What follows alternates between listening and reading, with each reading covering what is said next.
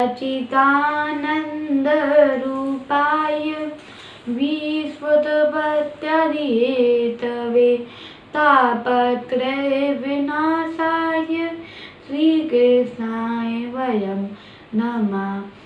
वागीशायस्य वदने लक्ष्मीर्यस्य च वक्षसि यस्यास्ते हृदये संवित् तं नृसिंहमहं भजे। सभी वैष्णव भक्तों को शारदीय नवरात्र की बहुत बहुत शुभकामनाएं, बहुत बहुत बधाई हो। हमारे वैदिक परंपरा में शक्ति की उपासना भी है और साल में 4 बार शक्ति की उपासना बताई गई है। 2 गुप्त नवरात्रि और 2 प्रकट नवरात्रि। और प्रकट नवरात्रि के भी 2 भेद हैं, एक है चैत्र नवरात्रि, एक है शारदीय नवरात्रि जो आज से प्रारंभ हो रही है। ये भगवान की अनादि शक्ति है, सर्वशक्तिमान है। भगवान भी इस शक्ति का आश्रय लेकर अवतार लेते हैं, मगर भगवान इस शक्ति के अधीन नहीं है। ये शक्ति भगवान के अधीन है। क्यों? क्योंकि भगवान ने तो ये शक्ति बनाई है। और अब इस शक्ति के भी 9 अलग अलग रूप हैं। जैसे एक ही स्त्री के भी अलग अलग रूप होते हैं। जैसे बेटी के लिए माँ, भाई के लिए बहन, पति के लिए पत्नी।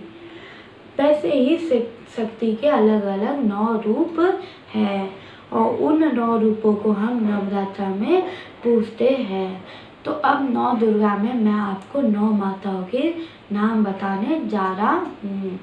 पहली माता है शैलपुत्री, दूसरी माता है ब्रह्मचारिणी, तीसरी माता है चंद्रघटा, चौथी माता है कुष्मांडा और 5वीं माता है स्कंद माता, 6वीं माता कात्यायनी, 7वीं माता कालरात्रि, 8वीं माता महागौरी और 9वीं माता सिद्धदात्री। तो इस प्रकार हम 9 दुर्गा में 9 माताओं की पूजा करते हैं। तो अब सब माता के अलग अलग शक्ति पीठ है। तो हमारे वृंदावन में कात्यायनी माता का शक्ति पीठ है। तो ये शक्ति पीठ उत्पन्न कहाँ से होते हैं, इसके पीछे एक कथा है। वो कथा है सती जी की। सती जी के जो पिता थे दक्ष प्रजापति, वो उनकी सब सम्मान करते थे क्योंकि वो प्रजापति थे। तो एक दिन उन्हें सभा बैठाई। सभा में सारी देवी देवता आए। तो वहाँ पे जब दक्ष प्रजापति आए तो सब लोग खड़े हुए, मगर हमारे शिव जी नहीं हुए। क्यों? क्योंकि वो तो राम जी की आराधना में थे, वो तो ध्यान में थे राम जी के। वो राम जी से ऊपर तो किसी को मानते ही नहीं थे। तो अब जब दक्ष प्रजापति ने ये देखा तो वो शिव जी के बारे में गलत बोलने लगे कि देखो मैंने अपनी बेटी से विवाही जिसका कोई अता पता ही नहीं रहता है, कभी शमशान में सो जाता है, मुंड की माला पहनता है, भूतों का राग लगाता है, उससे मैंने अपनी बेटी विवाही और अब तो ये सारी अपनी मर्यादा भूल गया।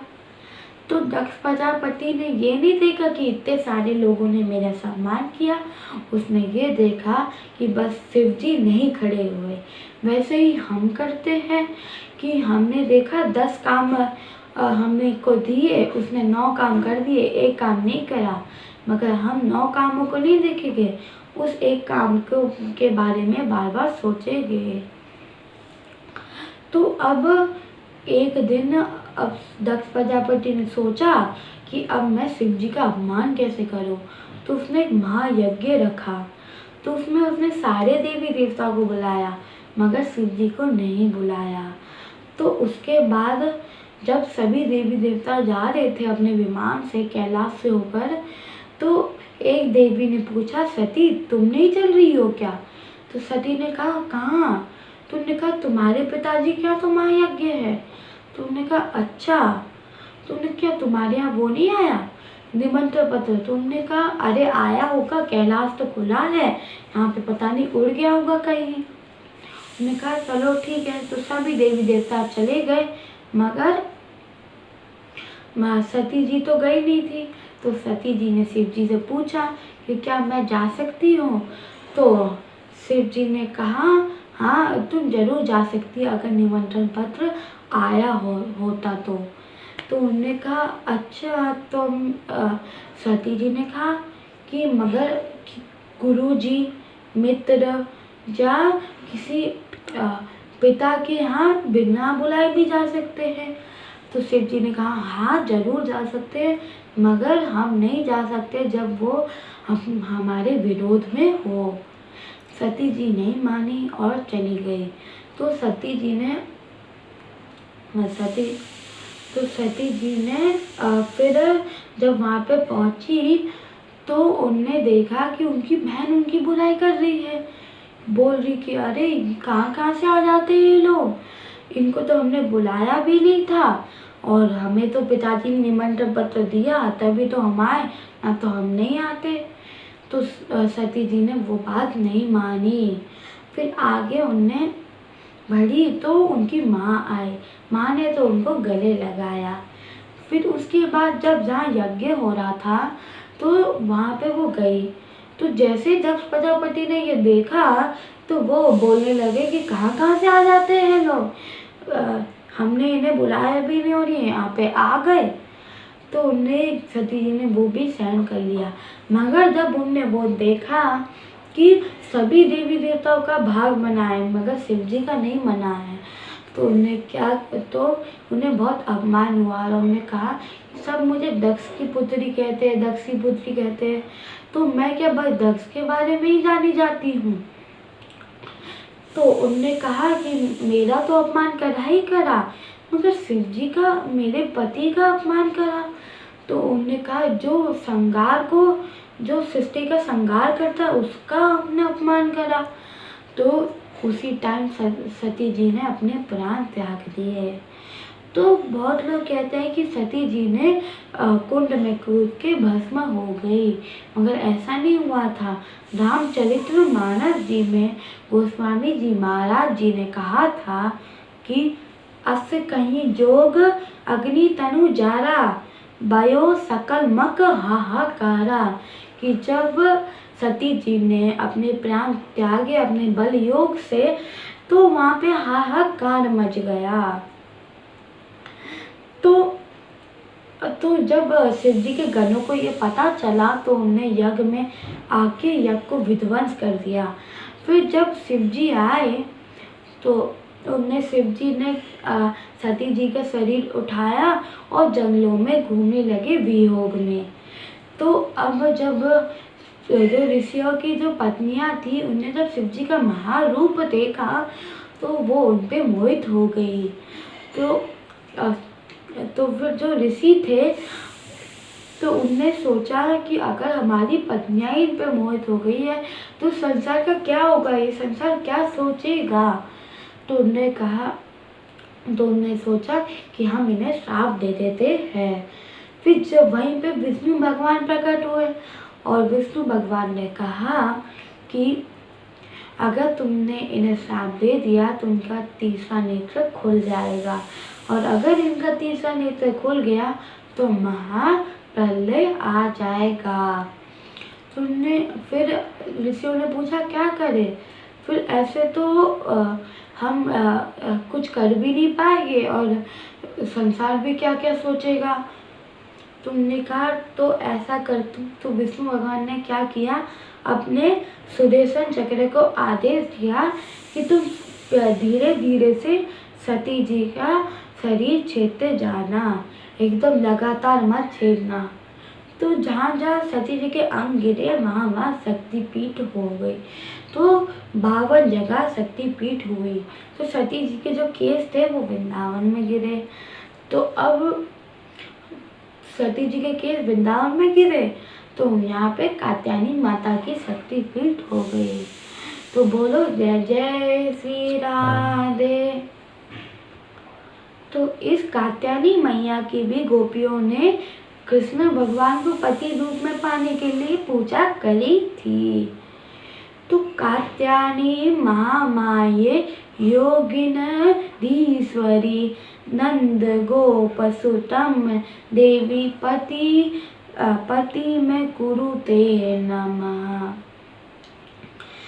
तो अब गोपियों ने कृष्ण भगवान को पति रूप में पाने के लिए कात्यायनी मैया की पूजा की थी।